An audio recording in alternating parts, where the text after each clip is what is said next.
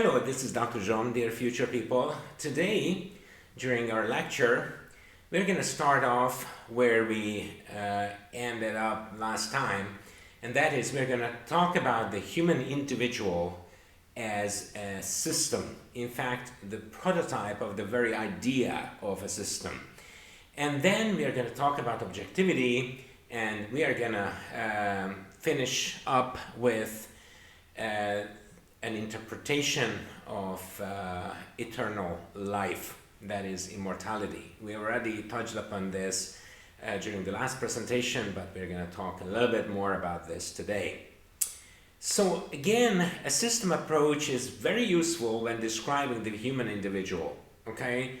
In fact, this is the very prototype of the system approach, because the human individual is something that we are most familiar with, something that we learn very, very early on, and it's very deeply ingrained in us. So we see the human individual as a system, and then every other system is really an extension of what we know and think and how we handle the human individual. So first of all, the human individual is unique. It appears separated from its environment. It appears like a functional unit with a large degree of specificity, processing information in a unique way, and with some degree of robustness depending on the actual individual, okay? So it appears to us that distinguishing various manifestations of life and interpreting them in terms of separate systems, such as the human individual, is something useful. It seems like something that we learn very, very early on, and therefore it's natural. We don't even think about it, okay? And in fact, memory, sensitivity, interests makes information processing very unique. So these systems, these human individuals, process information very uniquely. So you have a system output, a behavioral pattern based on how a unique individual handles a situation, somewhat predictable. So when you say you know an individual, then sometimes you can predict what that individual is going to do in the future, and that prediction is a very important outcome that you have by using the system approach to the human individual. But really, the human individual is a mental construct. It's a useful mental construct. And alertness, attitude, memory, sensitivity, interest are all important in this. These specific parts all characterize a given individual, okay? So you have a mental construct of how to view one part of life. You call this a human individual, and then you attribute it certain properties, such as for example, a usual behavioral pattern, and then depending on your alertness, on your attitude, on your memory, and your sensitivity, and on your interest, you may be able to predict how that individual is going to behave in the future. So it's going to be extremely important, and it's extremely useful. Now, in terms of individual interpretation of things, so that we understand how we interpret individual actions by human individuals, we have to go even deeper, and we have to understand that how this individual interpretation works. So in other words, when I look at a human individual and I characterize that human individual, trying to establish a pattern of behavior, trying to predict what that individual is going to do in the future, there are some common patterns that I use to characterize that individual. And one of these, some of these patterns are going to be demonstrated here using a table as an example. So here's a table, okay? And what we are trying to say here is that this table may have some degree of similarity in terms of how we interpret the table as a system. But yet, these interpretations are different, sometimes substantially so, and yet we ignore these differences. And therefore, we see tables and human individuals as something standard, okay? So you imagine that when somebody looks at this thing here, okay, everybody interprets it in a similar way, because everybody sees that it is a table, okay? Well, first of all, this is an example of a table, and you need to understand what makes a table for you, okay? So in other words, what is a table? Is a table something that you use for dining, or is the table something that you use for gaming? Okay, so, and if so, how does that change the necessary attributes? Okay, that this object needs to fulfill so that you call it a table. Okay, so what is this? If somebody doesn't use table at all for dining or for playing or for anything at all, okay, for them the idea of a table is not very useful, and that person may ignore this at all and may not even have a mental construct, an idea, a conception of a table, okay, because this as a functional unit makes no sense for that person, okay. So, and then there is emotional attachment. This is my grandma's old table, okay? And so all of a sudden, this is not just a table. This is a table with emotional overtones, okay? Something very important attached to it, that it is my grandma's. It is something that I'm very familiar with, that I have memory of, that I'm very attached to, okay? So this is now not a table. This is a table with a very special emotional attachment, but yet you call it a table and maybe ignoring this emotional assessment during your conversations about it, okay? I love this style. So style, okay, which may express something, okay, an idea, a certain form of conduct of life, you know, all of these things are inside. So this is not just a table. This is a table with a style, okay? This is a table that expresses something, okay? Or this is the table that belongs to somebody I don't like, okay? So what I'm trying to say is that a table is not an object, okay?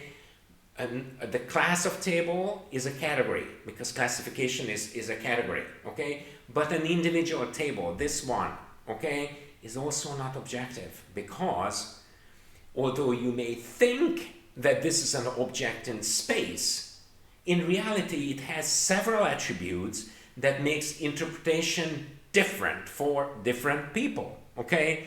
Be it emotional attachment, be it you know, what you use it for, and depending on that, what ideas you associate with the table. So a table, the class of tables, or an individual table, an exemplar of the table, okay? These are not objective at all, because these have attributes and attachments, okay, that are different for different people. So, in terms of individual interpretation and response, okay, there are similarities between interpreters and observers and conscious beings, okay? But these interpretations are different. They are not identical, okay? So, for example, somebody loves tomatoes. Why does that person love tomatoes? Because that person loves the color of the tomatoes. And suppose that that person had seen a lot of tomatoes, but never something that is yellow. And maybe if it is a yellow tomato, then that person doesn't like the tomatoes anymore that much, because the very thing that that person loved about tomatoes is their color, okay?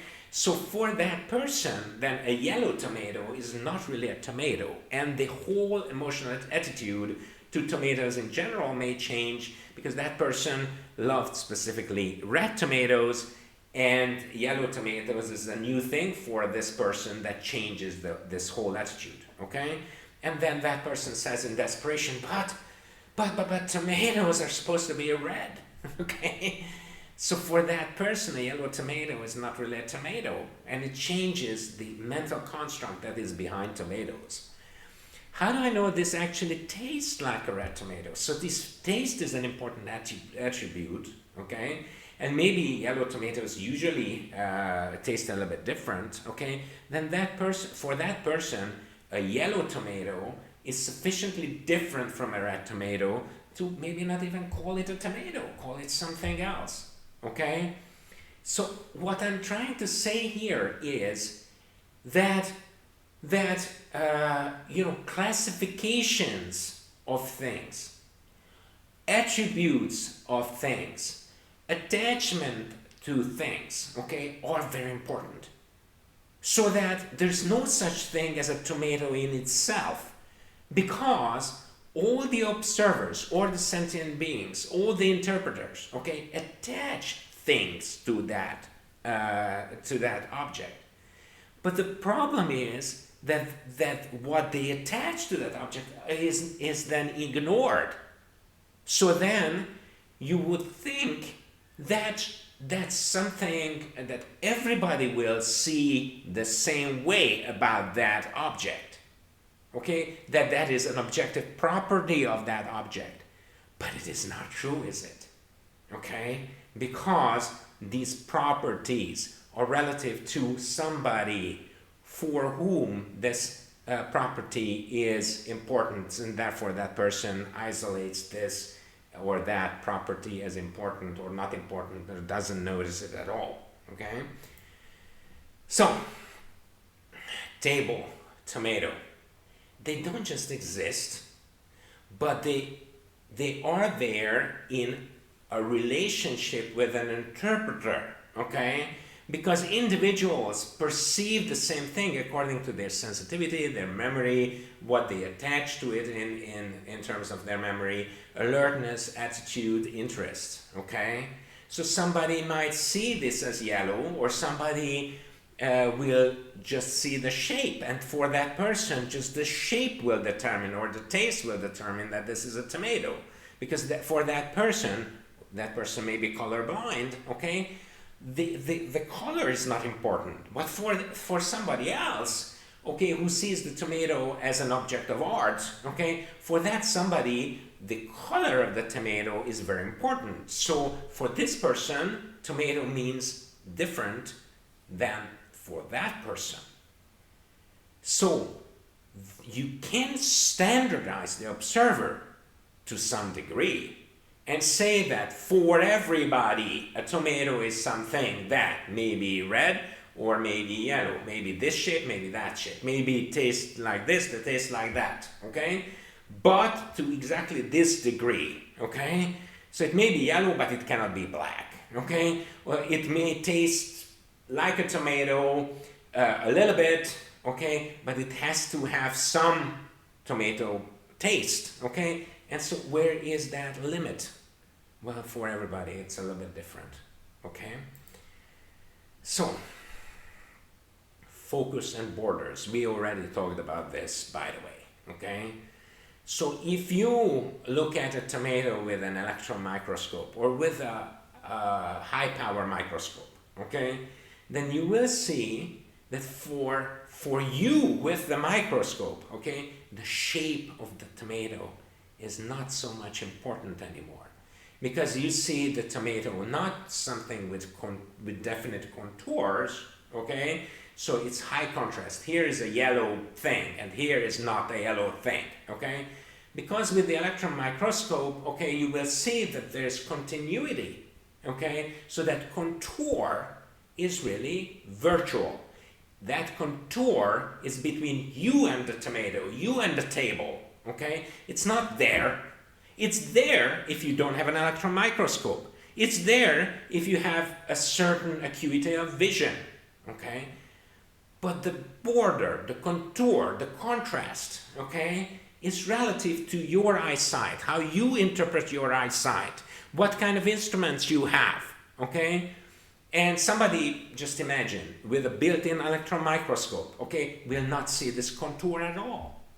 For this person, this may not be a separate object, because from here to here, okay, that person sees a flow of molecules, okay, a flow of electromagnetic field or gravitational field or something, okay, that makes this not an empty space around this solid object, okay, but that person may see some degree of continuity between here and here. And so then you understand that this table, as it appears to you, is an objective object for you and for somebody who is similar to you, who sees things similarly and interprets eyesight similarly compared to you. So objectivity is really not objective, is it? So now we generalize this a little bit, and we pick out of religious traditions, we pick science, okay? Because science is so important as a religious tradition in 2023, okay? So what is science trying to do with this phenomenon that we were describing in terms of objectivity of objects or events or phenomena, okay? So, two things. First, it tries to standardize observations with experimental conditions, okay? And in experimental conditions, we randomize things. So we pick a certain number of variables and we try to make sure that one group that we are comparing to another group, okay, in terms of these variables, okay, should be about the same. And then we are going to say, yes, our randomization is successful because, see, this group is the same as this group according to these criteria. But of course the problem is that we don't know what criteria might be important that we didn't think about, okay? So we think that this group and this group differs only in one thing that we are trying to experiment on. But in fact, there might be differences between this group and this group, okay, that we don't notice. But anyways, let's just say that experiments are perfect. There's true randomization, not only in this, in terms of this, and this variable, but in terms of all variables. And really isolate only one thing that we are measuring, and then we compare this group and this group in terms of that something. Let's say that we do that. But still the problem remains of standardizing observers, okay? Because for the experiment to be replicated, in other words, I do an experiment, and then if you want, you do that experiment, okay? And we need to be able to do the experiment the same way, or else the experiment will not be an objective experiment, okay? For that, you have to standardize methods. For that, you have to standardize observers. Okay? Okay, so everybody has an eyesight, right? So you can see things. But now everybody has to have a similar electron microscope, okay? So that we can communicate about it. Because my electron microscope is more or less similar to yours, okay? So in other words, you have to standardize observers and their instruments and their methods, okay? So that you know what you are talking about. And then you have to also standardize communication. So a scientific paper has to have this and this and this and this in it, okay? You have to introduce it in a certain way. Materials and methods needs to be a certain way, okay? Your groups need to be comparable. You have to randomize it perfectly, You have to use the right statistical methods, okay? And then you have to write the results in a certain way, and you have to discuss it in a certain way, okay? So standardizing communication, like writing a scientific paper, okay? Or standardizing means of describing something in a scientific meeting, okay? You have to have certain ideas that you agree upon, that you use to describe an experiment, for instance, okay? So science does that quite successfully, okay? but not successfully enough, okay? Because experimental conditions may be very similar, but they are never the same, okay? Your instruments may be very similar, but they are never the same. One laboratory may give you a slightly different result than the next laboratory, okay? And you can have a lot of success in terms of standardizing methods, standardizing instruments, and even standardizing observers, how they interpret certain things. But yet one person will have a bias and say, you know, what really is important here is temperature. The other person says, yeah, temperature is important, but pressure is even more important, okay? And so these ingrained emotional attachments will appear, and they might cause a problem in standardizing interpretation and communication. So the subjective element is always there. And so what happens is that rather than trying to minimize subjectivity, people ignore it, okay? And so they present the results as objective, and to a large degree for certain coordinated observers it seems to be objective, but it really isn't. If you see somebody who is not coordinated enough, that person may have a different idea about your experimental results, okay? For instance, if you look at dialysis efficiency, do I dialyze patients better than others? And you only look at, you know, how good my filter is, but not how long you do dialysis, and you ignore that. And it appears that how long you dialyze somebody is more important than how your filter is. And you only looked at filter capacity and not treatment time, then a person who is not coordinated, okay, who just doesn't take everything as is communicated in a scientific meeting, that person will stand up and say, hey, your experiment, your multi-million, I don't know, expensive experience is nothing because you didn't look at treatment duration as an important thing independent of your filtering capacity. And this actually happened, okay?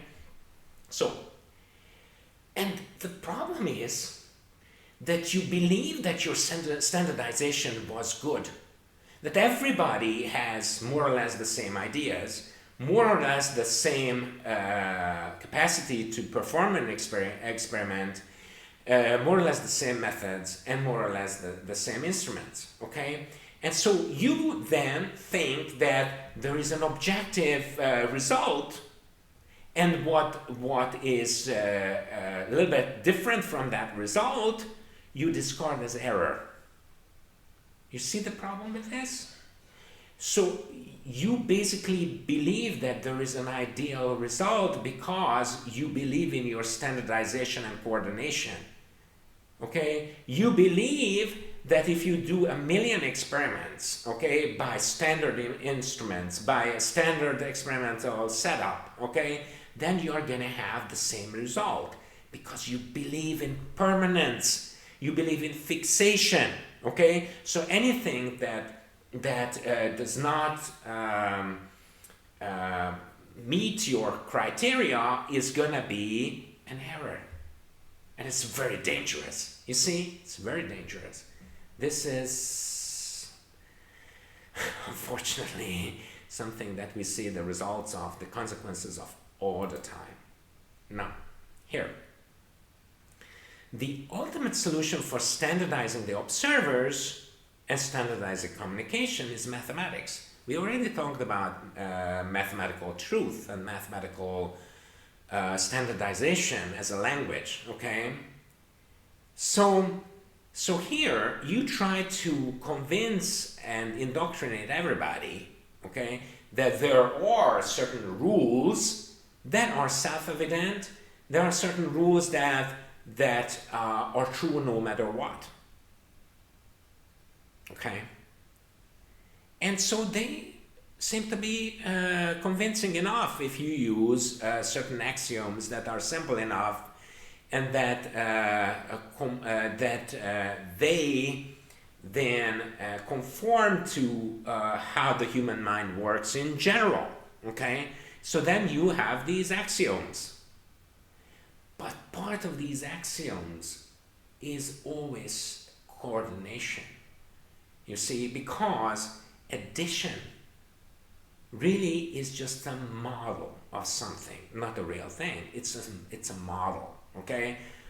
You add a volume of peas to a volume of beans. Remember that picture, okay?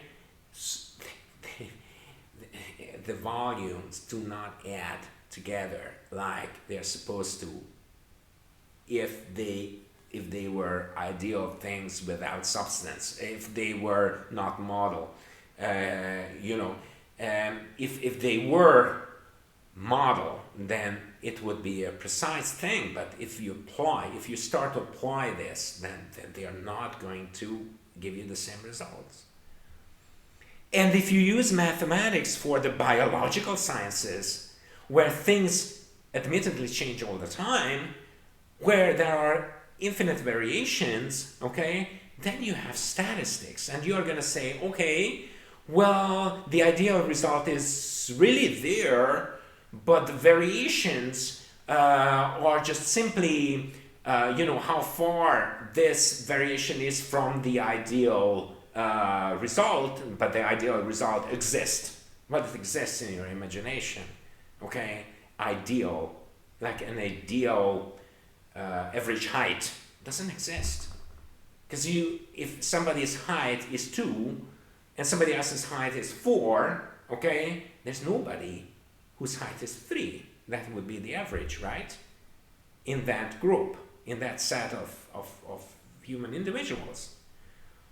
So your idea of an ideal result, of an average result, is an abstraction. And since I might abstract differently from you, therefore we need coordination of observers so that they abstract the same way. Okay? But there might be other observers who might abstract differently, especially if that observer knows more about that thing than you. Okay? So, remember what we said before. The totality for all experience for a unique group of observers is called the world. It's a world for those observers because the totality of experience and how they interpret the experience, okay, is different. So my world is most definitely different from you. Remember the direction of the mind. I look more often this way, you look more often that way, okay? And reality is not the same this way and that way, okay?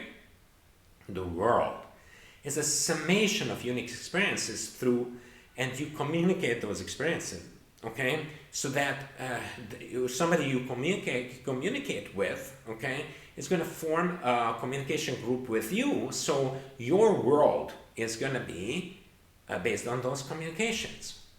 So the objectivity of this world reflects this summation, okay, what your summation is, okay? And my summation might be very different because I see light with different frequency scale, okay? And you see light differently, or somebody doesn't see light at all, okay? So objectivity, okay, always is relevant for a group of individuals or a community, okay? As the group gets larger, because you start communicating with more and more people, okay? You have more unique observers, okay? So that your summation changes, okay? Now, I don't only know this region of space-time, but I know that region of space-time. And here, tomatoes are red, but there, tomatoes are yellow. So now you understand that tomatoes are not red all the time and everywhere. The tomatoes may be also yellow, okay?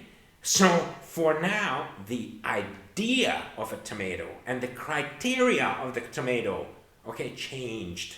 And your definition should change with it. The concept of a fixed objective world assumes that no new unique viewpoints will emerge. So current summation is all. This is what we call isolation orthodoxy, okay? So let's say that we have a holy book, okay? Or we have a holy set of natural laws, okay? And then all of a sudden you see a different part of the world where really relationships and dynamics are different, okay? So now what are you going to do? You ignore the differences and say, oh, that is bad, that is an error, okay? Because that doesn't conform to your ideas. So you shut yourself, okay, and ignore that information that's unimportant. That's called orthodoxy. So now, the human individual, therefore, is a product of the summation of experiences, okay? You have common experiences, habits, traditions, communal memory, genetic memory, lifestyle, life habits, then will change this genetic memory, even epigenetic memory, okay? Because lifestyle does change the genetic code, okay? And not to mention in terms of epigenetics, okay? So lifestyle, common habits, okay, will change your group in time, okay?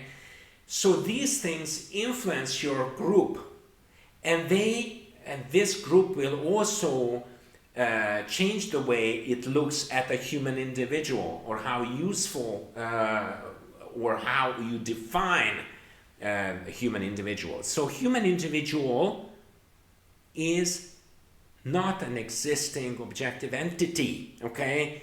It is a mental construct, just like the table was or the red tomato was, okay? The human individual does not have a straight boundary, okay? It's very easy to see, not just on the chemical level, but also on the functional level. Just think about it. A human individual may have a property, okay? For example, that person can run very well.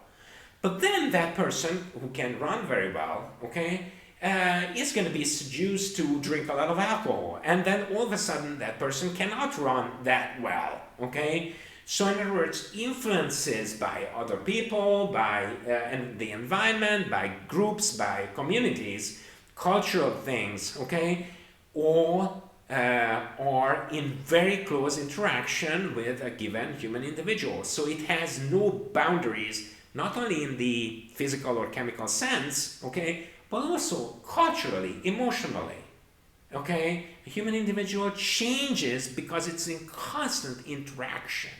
So there is no such thing as a fixed human individual. This person here, because that person here is always in motion, and in motion in terms of its interaction with everybody around that person, okay? So only by ignoring these facts you can identify the individual as a separate unit. You see, you have this ingrained idea that functionally and structurally a human individual is a separate autonomous unit. Not at all true. No, the human individual is a mental construct. Okay? It's a mental construct because you focus your attention in a particular region of space-time of the living community, okay? And you separate this functionally for usefulness sake as a separate unit, but that separate unit is really not there. Or is there differently for one person and the other. So the human individual as a system, a sovereign, self-contained, functional unit, spiritually, jurisdictional sense or a biological sense, okay, is a methodical unit, okay? For usefulness sake, you have this method of discriminating this person and that person as different actors, okay, as separate units, and you separate these units out of the community of the living, okay? But then, yeah, there is uniqueness and specificity and peculiarity, okay? But is there independence, separation, sovereignty? No. No, there is no sovereignty.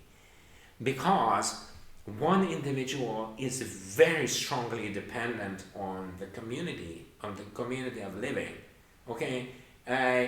It's not sovereign in any way at all. Okay? So, but there is specificity.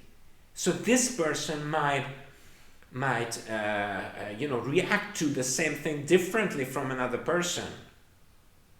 Yes, but that specific response is always it always has an influence on others, okay, and others have an influence on this response, so they cannot be separated out, okay, as an independent decision, an independent choice, an independent direction. No, they're unique, but they're not independent. And that's very important to understand. So when we talk about freedom of will, an individual will, or freedom in general, or individual responsibility, or individual rights, human rights, individual salvation of an individual, okay, or migration of an individual soul, okay, from this body to the next, okay, individual happiness and pursuit of individual happiness, okay, all of these things are an artifact, fiction, a methodical concept useful for beginners, for the adolescence of the mind, okay. But these things, in terms of specific, peculiar, and unique, well, yes. Specific, peculiar, and unique freedom and responsibility and rights and salvation and happiness and decisions and choices, yes. But they are not independent and not separate and not sovereign. Okay? And you will see that if you really dig deeply. So the concept of individuality emphasizes local uniqueness. Good. Okay? But this local uniqueness is in organic unity, not in an autonomous state. Okay? So you are unique, but you belong. Okay? You interact and you interlive. Okay? In multiple separate levels. So predicting individual behavior, similar responses to similar stimuli can be predicted with a certain cultural group. But if you are outside of your cultural group, then all of a sudden similar responses may not be so similar, and typical responses may not be so typical. So the truth value of your previous observations, when you extend it to a different cultural group, may dramatically drop, okay? So uniqueness is present to some degree, as summation of experiences is not interpreted the same, okay, in a different cultural group, okay? So what is objective for your cultural group may not be objective for another cultural group, because you predicted this objectivity based on the similarity of your observers within your group, and now you have vastly different observers for whom things are dramatically different. They interpret things in a different way. So relationships, interactions, communications will also change in time, not only in space. That's why we are talking about a region of space-time, okay? So what you interpret this way, now you might have interpreted differently 50 years ago, okay? Because you change. Your community changes, okay? The way people think change.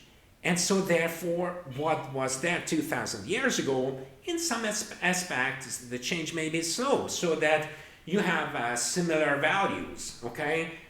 For example, don't kill. You may agree with don't kill, but yet you kill in certain situations, and you think that in certain situations killing is good, whereas other people 2,000 years ago had a different idea about that, okay?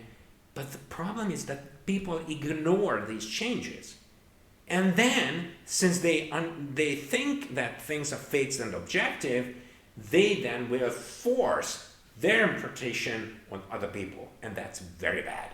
and that's very dangerous. Okay, so similar patterns, minimal area, slowly changing phenomena, apparently permanent, okay, depend on your time span. Because if something changes slowly, then in 100 years, it may be almost exactly the same, like the shape of the pyramid. But if you observe the pyramids for thousands of years, then you will understand that, yeah, it did change. You just assume that it didn't, but really it did, okay? So you ignored local uniqueness. Why? Because the local conditions are unique and the local conditions also change, okay? And so observations and communications, okay, may not be perfect. So you may not be in constant communications with somebody who lived 2,000 years ago, okay? And therefore you don't notice the differences, okay? Did the color of the pyramids change? Well, almost certainly, okay? All these give rise to the concept of a fixed objective world that is the same for everyone in space and time. And in fact, space and time are fixed, and they mean the same thing in everybody, for everybody, okay? So absolute objectivity is a mental construct, just like an individual table, an individual tomato are mental constructs as well, okay? Absolute objectivity is an extension of what you think, and it's very highly dependent on your cultural group with your unique experiences. Okay, so limited time span of observation, limited attention span, with uniqueness in the observers, suppressed and extended into virtual, homogeneous as an empty space-time, is absolute objectivity. It is an oversimplified, fixed ideal, okay, that you fanatically believe in, but it's there only in your imagination. It exists, but it exists in your imagination. There is no absolute objectivity because it makes no sense, okay, because it doesn't conform with reality. Let's go back a little bit, okay? So here's, wait a second, we have a problem. Okay. So we said that the concept of individuality emphasizes local uniqueness. We also said that absolute objectivity is very useful for beginners, okay? But why is it useful? Well, it is useful because it gives them support, something to hold on to, okay? It gives them orientation and the chance for accurate prediction. And this is especially important for didactic purposes, okay? So for a child, absolute objectivity is a must. And for a child in philosophy, in other words, a mental child, okay, absolute objectivity is very important. In fact, that's how you know that that person is a child, a beginner in philosophy, because that person believes in absolute objectivity. That is a support system for beginners, okay? And extrapolations, extensions create a sense of safety and comfort and for security for that person. But that's what a child needs, okay? So for them, they fanatically cling onto the idea of absolute objectivity because they need it, okay? Now, the virtual worlds may be very inspiring and may provide consolation. In fact, in 2023, we are full of virtual worlds and, algorithms and artificial rules and artificial laws and all-encompassing laws of nature and the theory of everything, okay? These things provide consolation for weak minds. And it's very important. They need consolation. Okay? I cannot cope So I let the outside objective absolute world take control. What you don't understand is that that outside objective absolute world is a virtual world. And somebody made that for you, okay? Or you might make it for yourself, okay? You need a doctor, you need a priest, you need an institution, you need a group, an ideology that will support you so far as you are weak. And as much as you are weak, you need it. You need these things.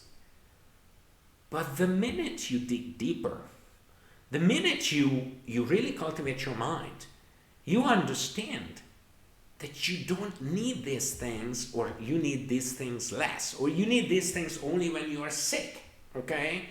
Or when you had a bad experience, or I don't know, you had a family tragedy or something like that. Then you need these things, okay? But you don't always need these things as much, okay? So, yeah, I mean, when you are old, you need a king, okay? Because you're weak, you need somebody who will take control. If you're not a king to yourself, you need somebody else to be a king for you, okay? You need a doctor, you need spiritual consolation, you need somebody else to give food for you, you need to have this virtual world with space, you know, with distant cultures that are largely the same as you, but maybe just a little bit technologically more advanced, but otherwise the same as you. That's what you hope for. These things are all consolations, okay, from an artificial world, okay, a virtual world. These things are support seeking, okay? You need something to lean on, emotionally, intellectually, spiritually. But even though support seeking from a fixed absolute outside world is very often uplifting, hope generating, provides consolation, okay? But there is an alternative. And the alternative is the understanding, okay? The feeling, okay, that you are unique and important. And you are an organic a part of a dynamic whole that is alive. And you are an important part of this whole community of the living, which is not outside because you are in it. It's not fixed because it changes all the time, and you are an important participant in it, how it changes, okay? It's not absolute because it's not empty, okay? And it depends on you. You have all this color, okay? And uniqueness, and you are unique, and that uniqueness that you use to interact and interlive with other part of space-time. No matter if you are small, you feel small in any way, emotionally, intellectually, physically, whatever, in terms of lifespan or etc. In an infinite universe, there is no such thing as small. Only for your scale there is such a thing as small, okay? If you have 5 units of currency, then 4 units is, you know, it's very much more than 1 unit, okay? But if you have an infinite unit of currencies, then 5 or 2 are approximately the same, okay? And they all count. You see, there's no large and small. Everything is important. So, you have to have a robust individuality. Robust individuality means that you are able to digest variations and change, and so you don't ignore it because you are able to digest it. Okay? You don't shut off things. You are able to conceive the complexity of reality with a large number of influencing variables dynamically, organically interacting, escaping the need for standardization and mechanical categorizations, so categories, which basically serve for coordination and support, okay? So if you cultivate your mind in a unique way, your unique way, okay, then you need these things less. You will still need these things when you regress, when you are sick, after a family tragedy or an emotional shock or something like that. You will still need the support of the community because you are part of that community, and you're not you're unique, but you're not independent. You are an organic part of that community. That community you cannot be independent of. You cannot be a self-contained sovereign system. Complexity, variability, organic interaction. These are the attributes of life. Life, life, life. Life, if it's covered up inside contained space, is nevertheless life. Life, if it's too much of a scale for you to grasp, that is nevertheless life. So a robust individuality is something that you aim for by constant mental cultivation and organization. It resists idolatry, representation, parasitism, and empire. A unique life system, be it on an individual level, a community level, a society level, or the community of the living on the whole, okay? Mental, spiritual, intellectual activity, okay? Accepting unique patterns with unique interpretations, local variation in space and in time, seeing reality as truly infinite with organic complexity without boundary or discontinuity. It's not that the physical universe is full of life, it's that reality is full of life, and reality is not the same as the physical universe unless you limit yourself, okay, in terms of physical methods. Because then, if you use physical methods, then all what you're going to see is physical, but that is method driven. You are interested in physical things, so all what you observe is physical things. Right? But that's not reality. That's reality as seen, through physical methods. And you need to understand that. If you do not limit yourself to certain number of methods that are standardized and coordinated, and you are coordinated to use them, then reality will be much bigger than just the physical universe. Okay? And in reality, there is no such thing as boundary or discontinuity. Definitely not an objective one. So individual, group, institutions, community of the living, these are simplifications. It really is a continuous whole. Okay? So these are all manifestations of life interpreted in a certain way. Freedom and independence only from idolatry and empire. So you are independent of an empire. You are free from an empire, okay? But there is no such thing as absolute freedom and independence, okay? There is freedom in terms of protecting your uniqueness and,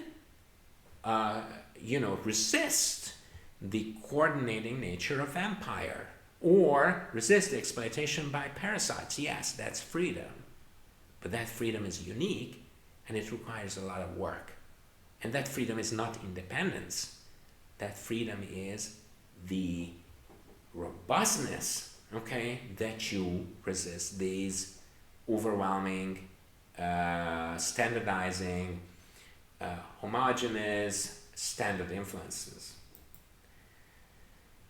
And finally, what you aim for is robust individuality, a robust life, which interacts, creates, attends, takes care of, brings up, builds in a unique way.